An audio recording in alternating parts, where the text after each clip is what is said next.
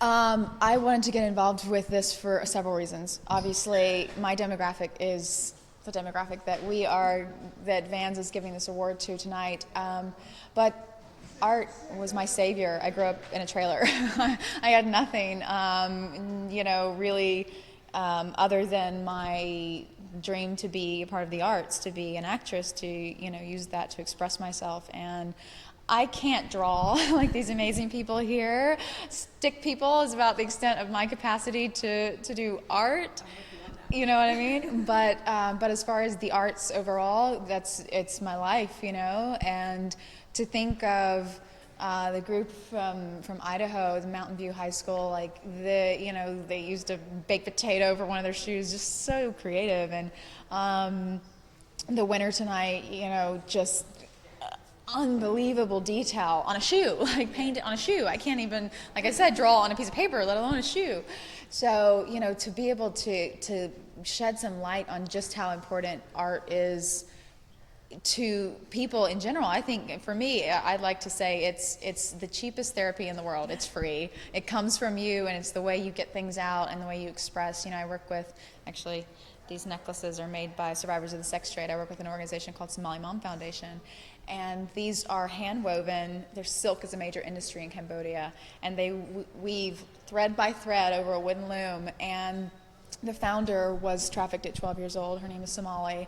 And she tells her girls, she has 3 very promising, just incredibly skilled little weavers. And she tells them, put your experiences, put the brothel, put the Johns, put all of these experiences into your scarves, into your necklaces, into your work, and I'll see them, just like turning over these scarves in weeks, in a week's time, which is insane because it's, these scarves are huge and it's probably a 3-week process, and they're it's a therapy, it's a form of therapy, and that's what art has been for me. It's allowed me to express things that I didn't feel like I could get out in life, and now growing and maturing and learning how to do that, but having that outlet has been invaluable to me. And so that's a major part of why tonight was, something so huge. And I love Vans, so that that didn't hurt. They were like, we're going to let you wear some of our clothes. And I was like, okay, I'm down. Easy enough, though. Yes. Now, when you were judging, what were some of the things you were looking for? What stood out to you? What made a winner to you tonight? To me, I didn't pick the winner.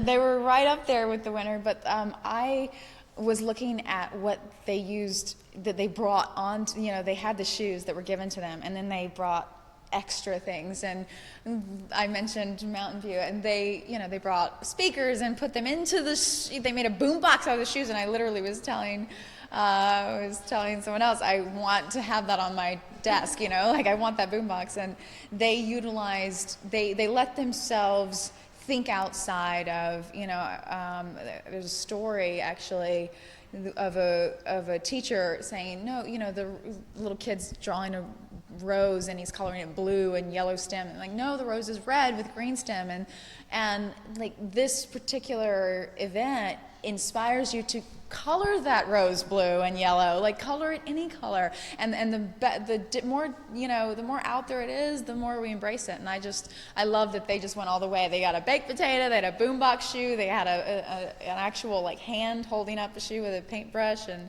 it was very it just showed a lot of innovation, and so I liked that's for me. I was looking at what else they incorporated outside of just what they were given, I guess.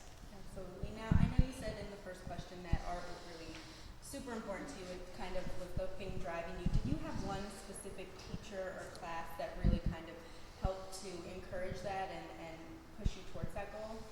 I was homeschooled, but we did drama, not unlike you would do in a normal high school setting.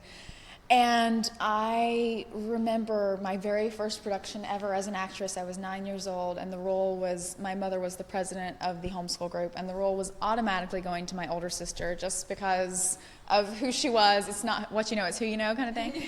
And I like I needed this, like this was me, expression. Like I ran by cameras going, oh, like I literally was watching home videos last weekend during graduation for my cousin, and like that's who I was. And all these videos, the camera, like here I am.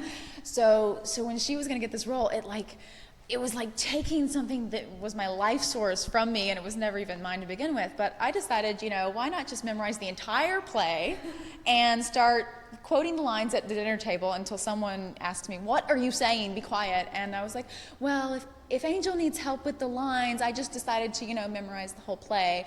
And Angel, my older sister, was like, I don't want to do that. I want to be with my friends who are doing like the other scenes or whatever. So I ended up getting the role. And from that day on, just like any production, any kind of drama, all of the productions that we put on throughout the years that I was in the homeschool group, that was just I looked forward to, that like Christmas Day or whatever. So that was an amazing thing for me growing up.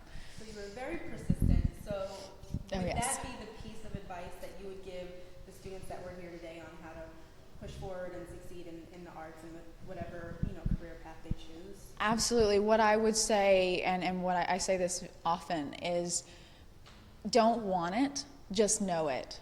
It's you are going to have what you want. Just say it. I never said I want to be an actress. I was just like, when I'm an actress, it was like, and that might have been a little bit of naivete. A lot of people told me I had a pipe dream, and I guess pipe dreams come true, because my dream came true, and it's continuing to come true every day. So I believe in the law of attraction.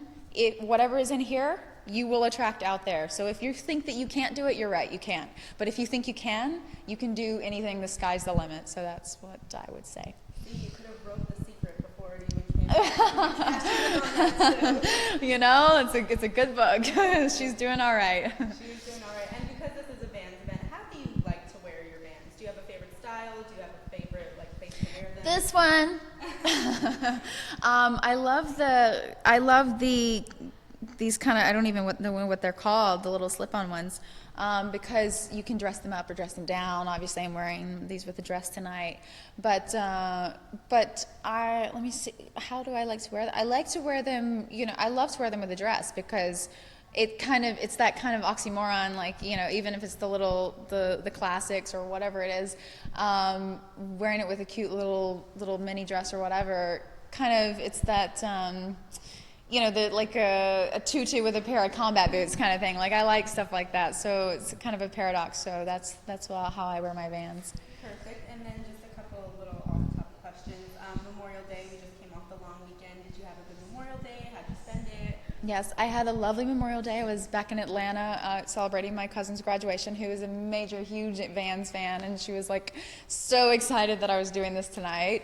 And we went to my granddad's lake house, where I haven't been in years, and because I was coming in town, we decided to go up there, and I took my boyfriend, and I showed him where I used to go when I was a little girl on Memorial Day and July 4th and Labor Day and all that, and it was a lot of fun. It was just my cousins and my aunt and my boyfriend and my dad, and it was just low-key. We went out on the wave runner, got a little sun, and it was super cool. I haven't done that in a long time. Nice little hometown tour. Yeah, normally I'm working, and it was really cool to be off and be able to do that, so it was good.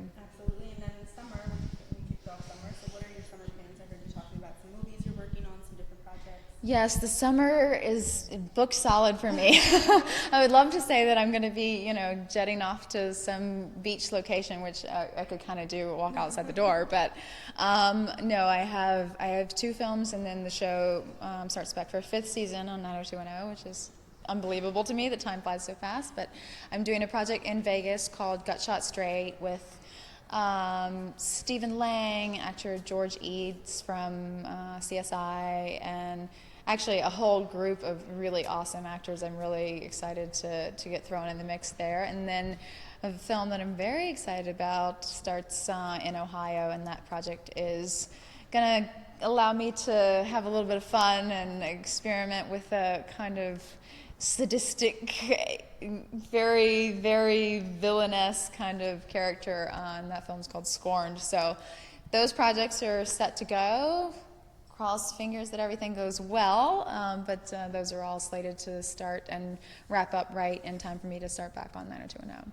Now, I know you said Scorned was similar to Kathy Bates and Misery. Yes. Had you seen that movie growing up? 'Cause that was a movie that I saw when I probably was too young to see it, and I was like damaged a little bit. Okay, so I was very sheltered. I was allowed to watch things like Little House on the Prairie, and so no, I actually haven't seen it. And my lovely agent who's here tonight, she's like, you need to watch it, and I was like, no, and she's like, yes.